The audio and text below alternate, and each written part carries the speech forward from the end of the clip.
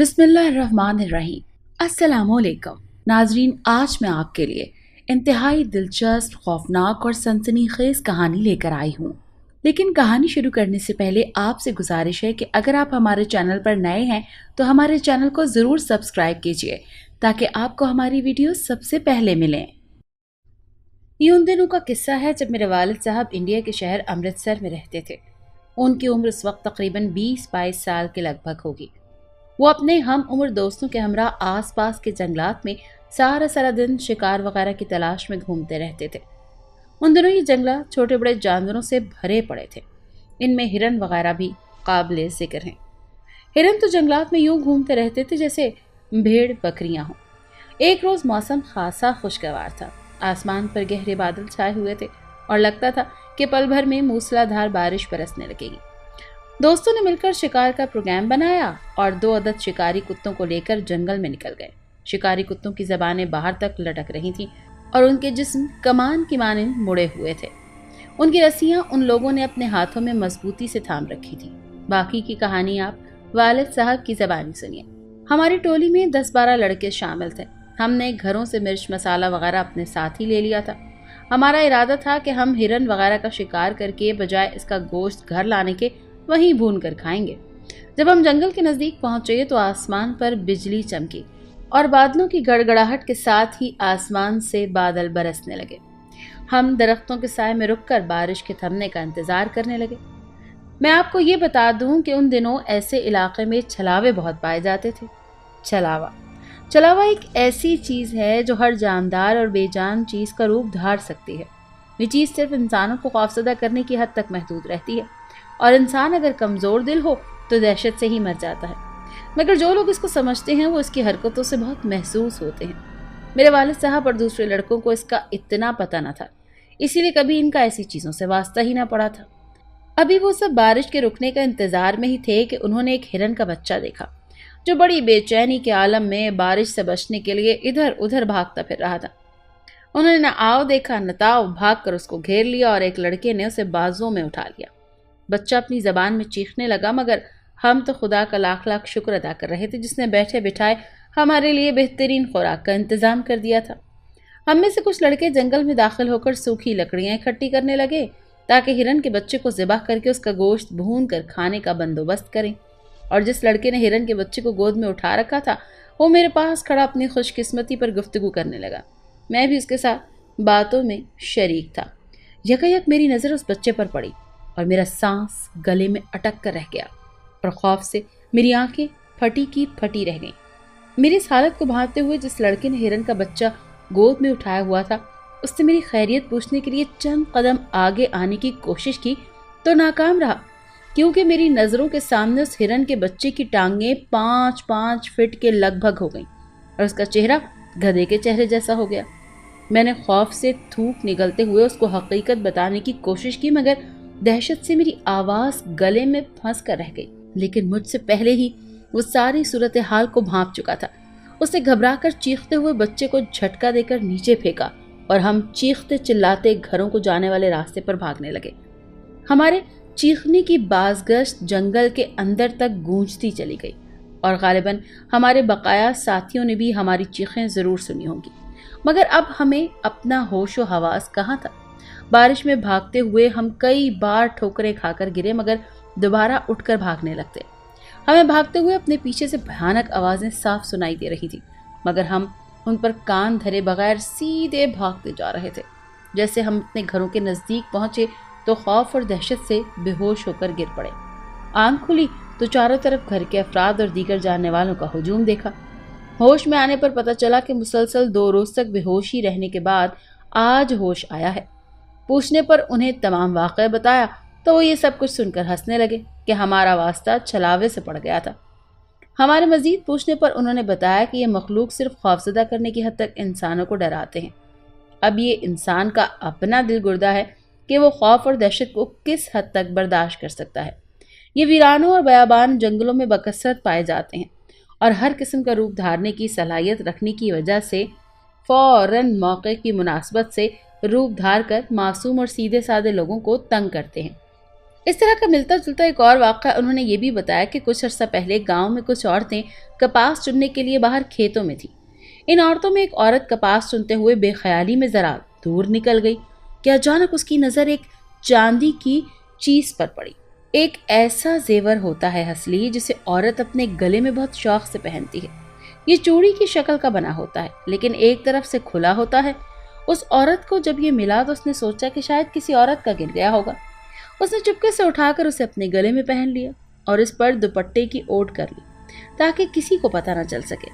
بعد میں وہ دوسری کپاس چنتی ہوئی عورتوں میں شامل ہو گئی۔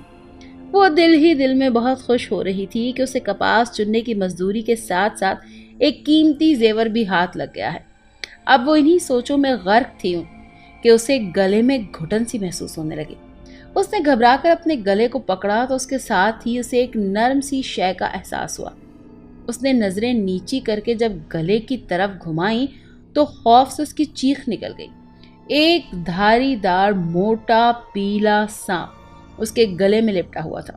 اس نے گھبرا کر دونوں ہاتھوں سے اسے پکڑ کر گلے سے اتارا اور گھما کر دور کھیتوں میں پھینک دیا۔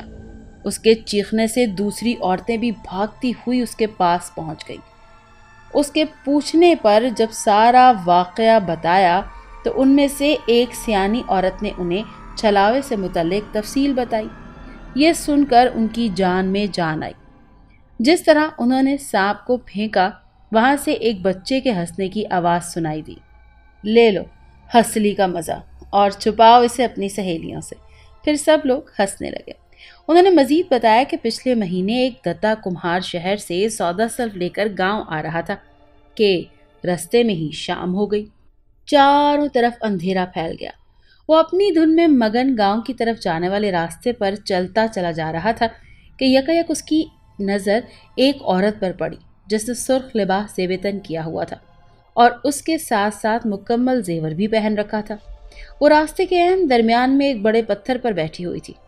وہ کمہار اسے اس طرح دیکھ کر ڈر گیا۔ پہلے تو وہ سمجھا کہ شاید کوئی چڑیل ہے، مگر جب اس نے اس کے پاؤں دیکھے تو وہ بالکل سیدھے تھے۔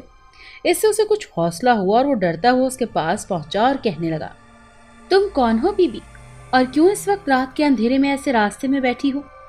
دتے کے پوچھنے پر وہ یوں رونے لگی جیسے کافی عرصے سے اسے رونے کا موقع ہی نہ ملا ہو۔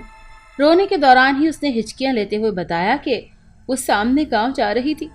اس نے شوہر کے ساتھ راستے میں چلتے ہوئے وہ تھک گئی اور مزید پیدل چلنے سے انکار کر دیا، جس کی وجہ سے اس کو شوہر واپس گاؤں لوٹ گیا تاکہ سواری کا کوئی بندوبست کر سکے۔ وہ جس وقت گاؤں سے چلے تھے اس وقت گاؤں میں کوئی تانگا وغیرہ موجود نہ تھا کیونکہ گاؤں کے سارے تانگے شہر گئے ہوئے تھے اور ہم نے گھر پر ہی پہنچنا تھا۔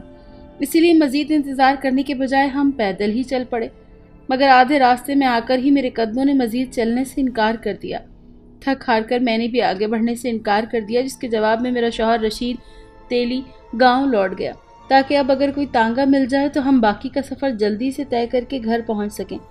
لیکن رات کا اندھیرا پھیل چکا ہے اور اس کا دور دور تک کوئی پتہ نہیں ہے، اور اس رات میں مجھے ڈر بھی بہت لگ رہا ہے۔ اسی لیے اگر تم مجھے اپنے ساتھ گھر لے چلو تو تمہاری بڑی مہربانی ہوگی۔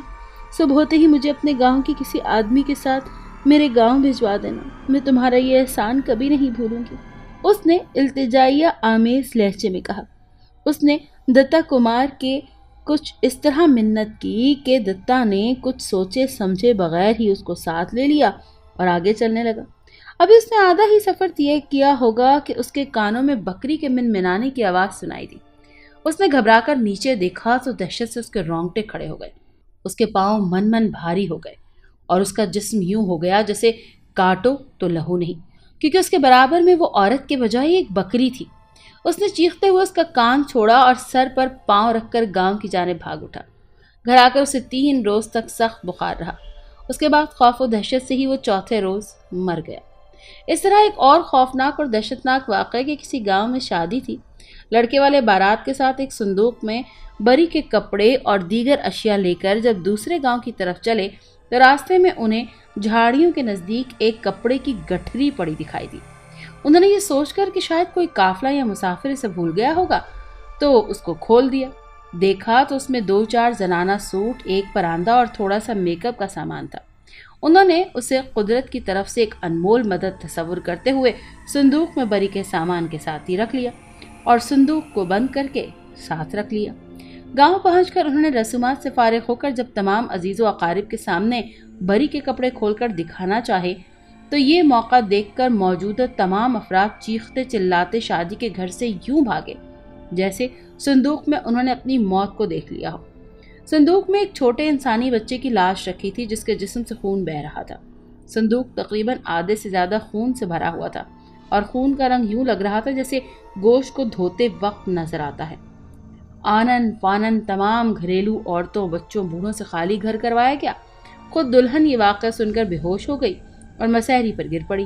دولہا نہ جانے کب کا بھاگ کر واپس اپنے گاؤں جا پہنچا۔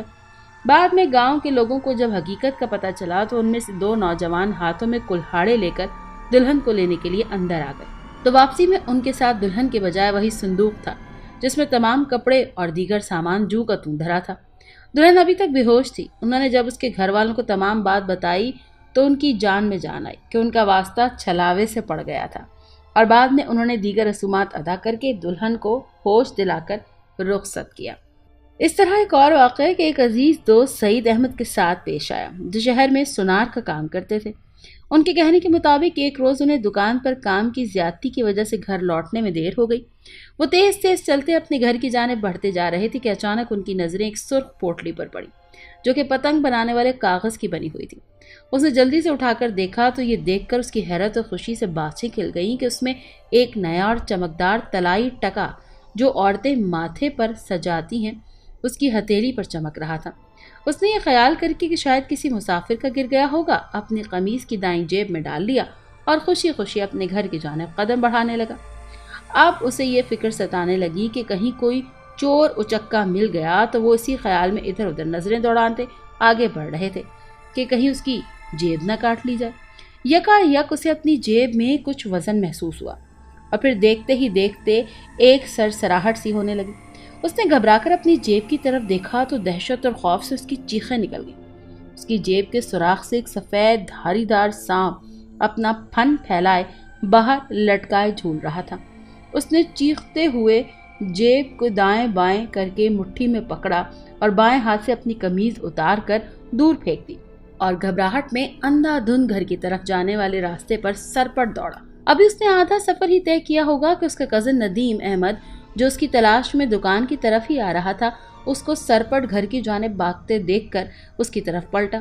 اس نے بھی اپنی رفتار تیز کر دی اور جیسے ہی وہ گھوم کر اس کے سامنے آیا سعید احمد ایک فٹ بال کی مانند اس کے سینے سے ٹکرایا اور بے ہوش ہو کر اس کی باہوں میں جھول گیا۔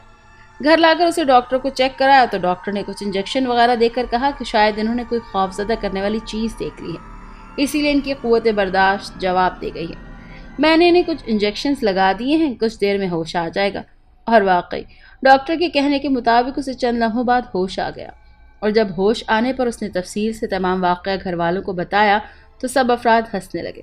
وہ سمجھ گئے کہ موصوف کو کسی چھلاوے سے واسطہ پڑ گیا تھا۔ یہ واقعات سنانے کا مقصد صرف یہ ہے کہ ایسا کوئی واقعہ اگر پیش آ جائے تو ہمت اور حوصلے سے کام لیں، قرآنی آیات کا ورد کریں تاکہ اس قسم کی شیطانی چیزوں سے بچا جا سکے، چونکہ لوگوں کا واسطہ اس طرح کی چیزوں سے پڑتا ہے اور کمزور دل اور ڈرپوک قسم کے لوگ اسے سوچنے سمجھنے کی صلاحیت سے محروم ہو جاتے ہیں اور پھر بڑا نقصان کر بیٹھتے ہیں۔ اسی لیے بہتر ہے کہ قرآنی آیات کا ورد کریں تاکہ تمام شیطانی چیزیں آپ سے دور رہیں۔ اگر آپ کو یہ کہانی اچھی لگی ہے تو اس ویڈیو کو لائک کیجیے اور اس طرح کی مزید ویڈیوز دیکھنے کے لیے ہمارے چینل کو سبسکرائب کیجیے۔